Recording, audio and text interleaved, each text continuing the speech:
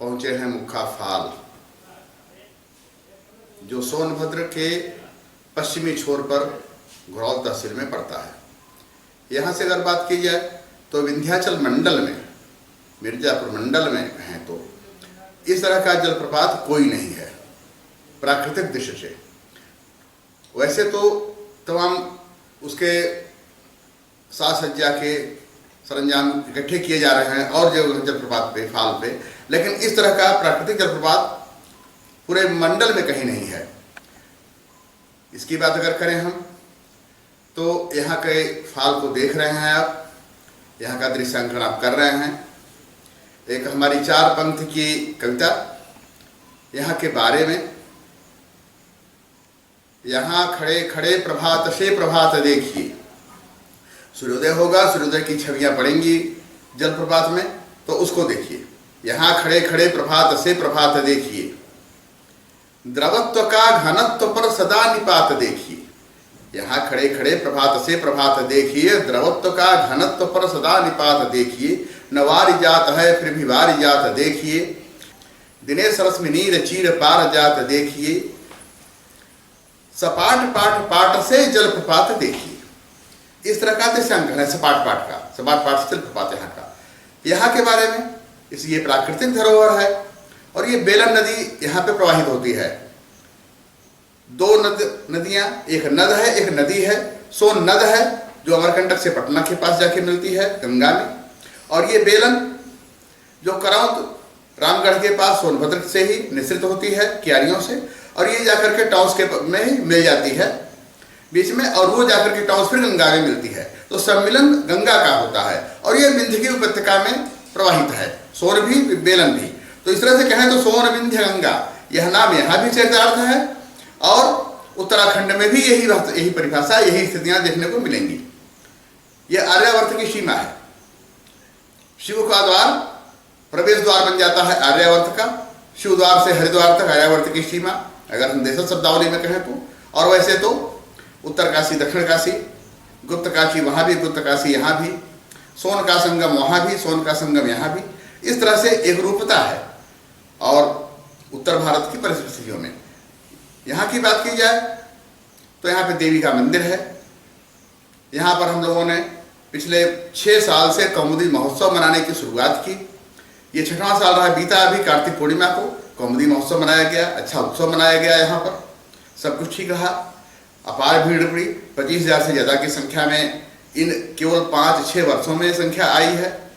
वैसे मकर संक्रांति को यहाँ पर मेला लगता है, लेकिन वो आते हैं लोग पर्यटन की दृष्टि से और काफ़ी देर तक यहाँ रुक जाते हैं। और यहाँ कार्तिक पूर्णिमा को कौमुदी महोत्सव में आते हैं लोग, दर्शन करके वापस चले जाते हैं। तो जाने का सिलसिला शुरू हो जाता है, इसलिए दिन भर ये क्रम जारी रहता है। इस क्रम को निभा करते हुए ये तो यहाँ की बात रह गई। यहाँ पर कई विशेषताएं हैं इस मुखा जलप्रपात में, जिसे मुखा के पहले हम मुखिया कहें तो ज़्यादा अच्छा होगा, क्योंकि मुखिया यह है कि मुख्यालय था।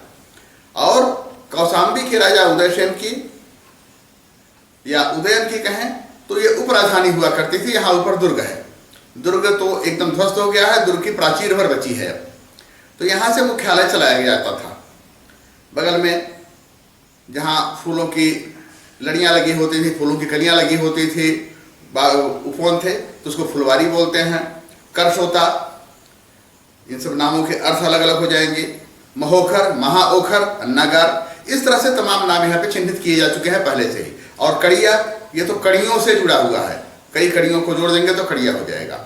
तो इस तरह की बातें आती हैं। यहाँ पे जो किले का दुर्ग है, जिसकी प्राचीर ध्वस्त होने के बाद बची है, इसमें भी तमाम अवशेष ऐसे हैं कि जिनके गुप्त रास्ते यहाँ से लेकर के शिवद्वार के पास सोढ़रीगढ़ और वहाँ से लेकर मुगलमारा गुफा तक ये अंदर अंदर जाते आते रहते हैं। इस तरह के पहले लोग रहते थे। सोढ़रीगढ़ यानी अलाउद्दौला का ये प्राचीनतम स्थान रहा है। चुनार के राजा की उपराजधानी हुआ करती थी, और जहाँ पर कि उन्होंने आक्रमण किया था अलाउद्दौला ने। बाद में यहाँ से जीतने के बाद वो सुनवा के लिए पहुँचे थे चुनार दुर्ग। तो ये लंबी कहानी है। इस तरह से यह दुर्ग भी है, यहाँ की प्राचीर भी है, यहाँ के तमाम अवशेष भी हैं। इसी क्रम में एक बात और कहें हम तो यहाँ बगल में ही घाटी में, जहाँ जलप्रपात के आगे बढ़े थोड़ा सा नीचे या पश्चिम तरफ, तो वहाँ पर आदि मानव के बनाए शैल चित्र हैं। आदि मानव का प्रथम बसाव बेलन घाटी में ही हुआ था।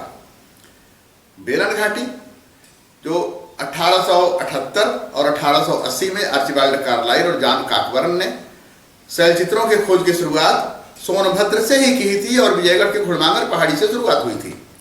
विजयगढ़ किला सोनभद्र में ही है। तो इस तरह से विजयगढ़ से विजयपुर तक का इलाका, मिर्जापुर में पड़ जाता है विजयपुर और पूरब में पड़ जाता है ये विजयगढ़, बिहार के बॉर्डर पर। यह सोनभद्र ऐसा है कि 5 प्रांतों का सम्मिलन है। उत्तर प्रदेश का सोनभद्र अंतिम जनपद है। छत्तीसगढ़ में बलरामपुर, मध्य प्रदेश में सीधी और सिंगरौली, झारखंड में गढ़वा और बिहार में भभुआ, जिसे कैमूर जिला कहते हैं, रोहतास। तो इन सबका यह केंद्र बन रहा है। और उस समय की जो पुरातात्विक धरोहर है, आध्यात्मिक क्रियाविधियां हैं, मूर्तिकला है, इसी तरह से इन पे भी लागू होती है बात। और शिवद्वार की मूर्तिकला तो बड़ी अतुलनीय रही है, अतुलनीय आभा से संपन्न है, जो विश्व में एक धरोहर है आज भी।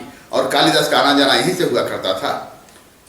राजा भरतृहरि के समय उज्जैन से चुनार का मार्ग यही हुआ करता था, शिवद्वार से कुछ पहले से ही, कुछ पहले मतलब 10 किलोमीटर पूरब की तरफ से, खरिष्ठा गांव से, दुअरा घाटी से आना जाना हुआ करता था, जिसका अवशेष छत्तीसगढ़ में कुछ मार्ग का अवशेष मिलता भी है अभी तक। ये सारी चीजें हैं यहाँ पे। तो शैल चित्रों की बात की अभी हमने की है। शैल चित्र काफी मात्रा में यहाँ पे हैं। यहाँ से लेकर के देवगढ़ से लेते हुए कोहबरवा घाट, बर्दिया, ये शिवद्वार के सीधे दक्षिण तरफ बर्दिया पड़ता है, कोहबरवा घाट, ये सब शैल चित्रों के अकूत संपदा है यहाँ पे शैल चित्रों की।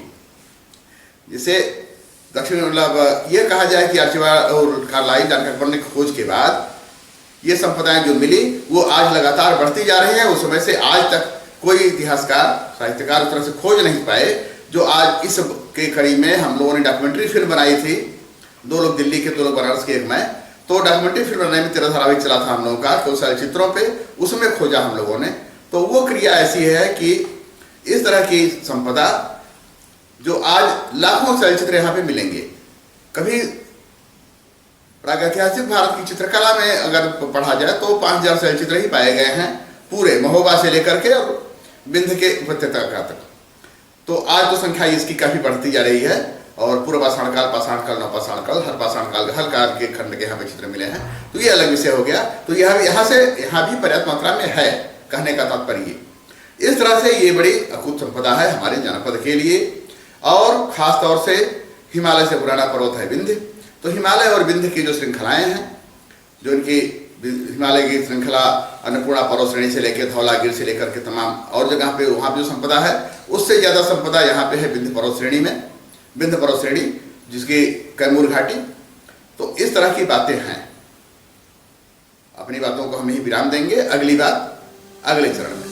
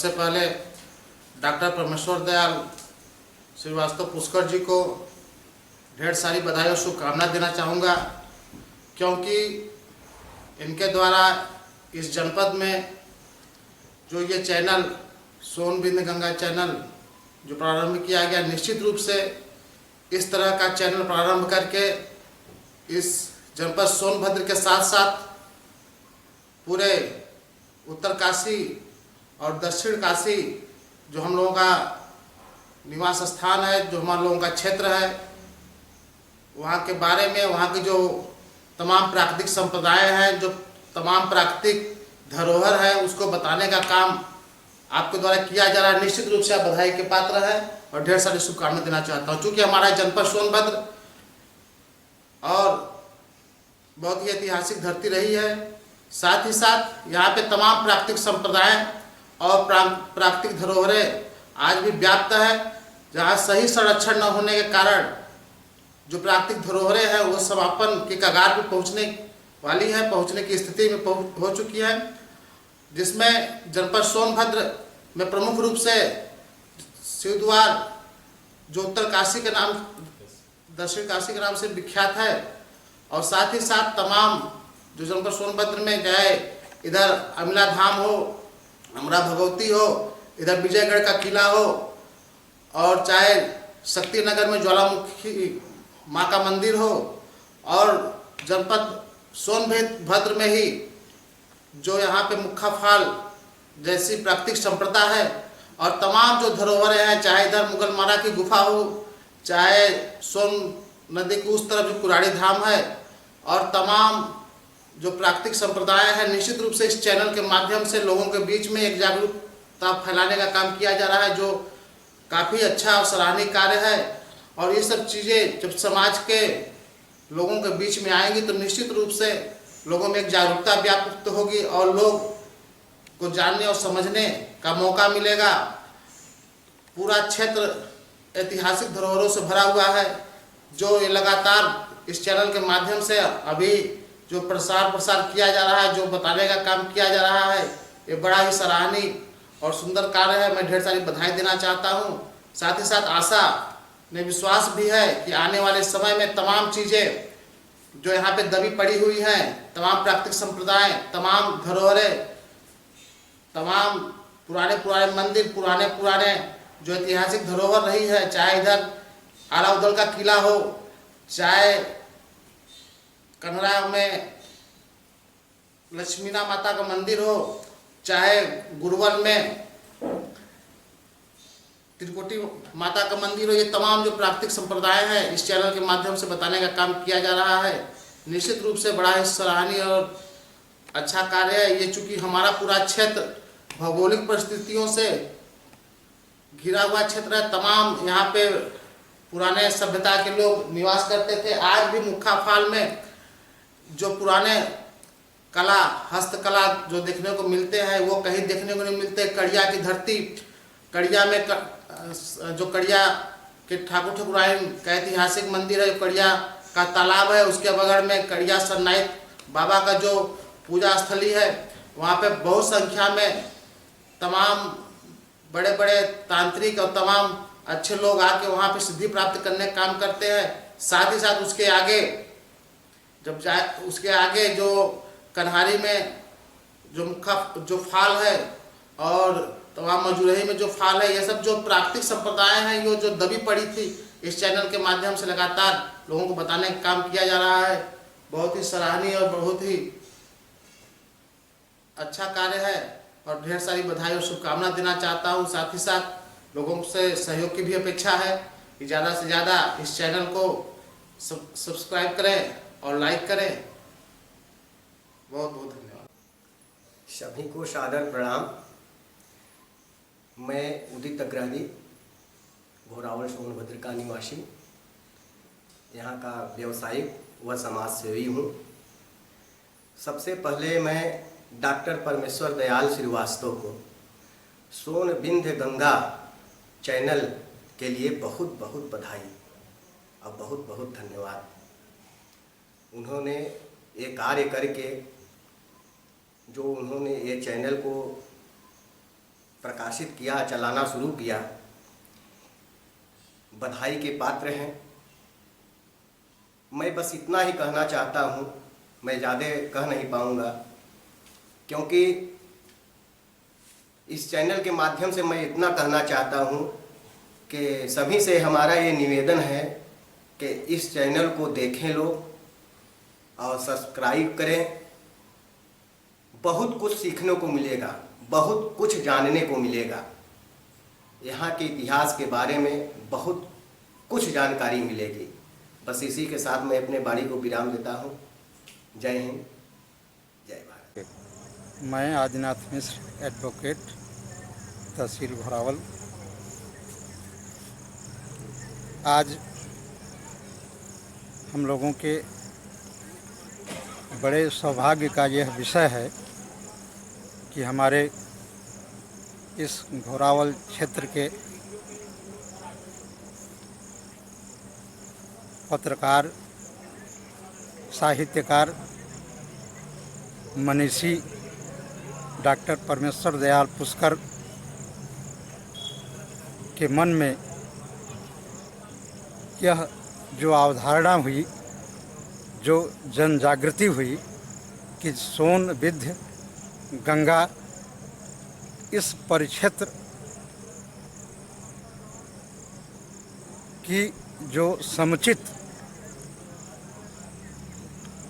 उज्ज्वलता है, इसको इस भारत, यह कहें कि इस भूमंडल के जन जागृति में यह भी एक उदाहरण स्वरूप प्रस्फुटित हो, इसके संबंध में जन जागरण की इच्छा से जो उन्होंने यह परिकल्पना किया कि यह एक चैनल बनाया जाए और इसके माध्यम से बताया जाए कि सोन, विंध्य और गंगा के बीच में यह जो हमारा पवित्र स्थल है, वास्तविक में यहीं विंध्य पृष्ठ है।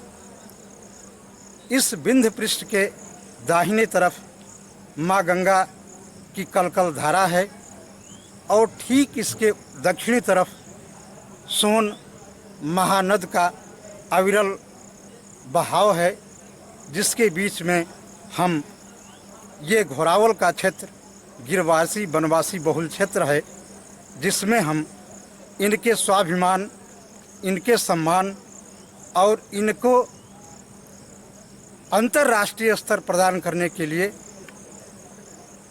हम जागरूक हैं और इसके बारे में इनकी तमाम कल्पनाएं और तमाम लेख और तमाम कविताओं के माध्यम से इस डॉक्टर परमेश्वर दयाल पुष्कर ने अपनी भावनाओं को जागृत किया है। हम सर्वप्रथम सोन, विंध्य, गंगा चैनल के लिए डॉक्टर पुष्कर को धन्यवाद ज्ञापित करते हैं, उनका सम्मान करते हैं। तदुपरांत मैं यह कहना चाहता हूँ कि जनश्रुति यह होती है कि अगर आदमी किसी भी संकट में हो और उसका समाधान न होता हो तो लोग कहते हैं कि दक्षिण की तरफ जाइए। दक्षिण की तरफ जाने का एक रहस्य होता है कि हमारी जो ये संपदा है, हमारे आत्मा की जो संतुष्टि है और हमारा जो आराध्य है, यह दक्षिण में ही निवास करता है।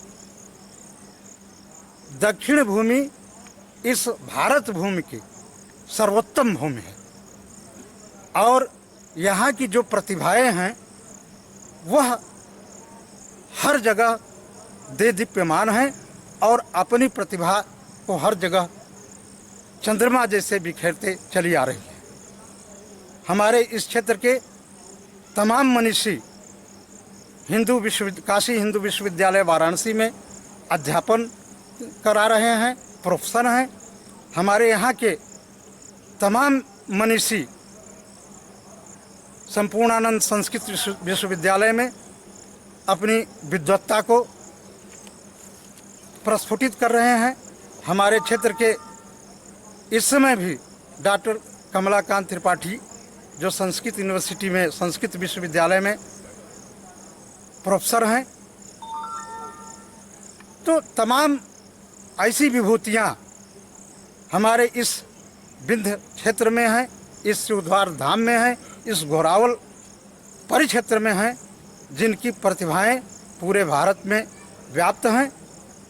और आज चूँकि ये पहली मुलाकात हमारी है, और अगर मुझे मौका मिला तो मैं इस सोन विंध्य गंगा परिक्षेत्र का ये जो चैनल है, इस पर मैं इसके बाद यहाँ के तमाम रहस्य के बारे में अपने विचारों को रखूँगा। इन्हीं शब्दों के साथ मैं पुनः धन्यवाद देता हूँ और अपनी वाणी को विराम करता हूँ।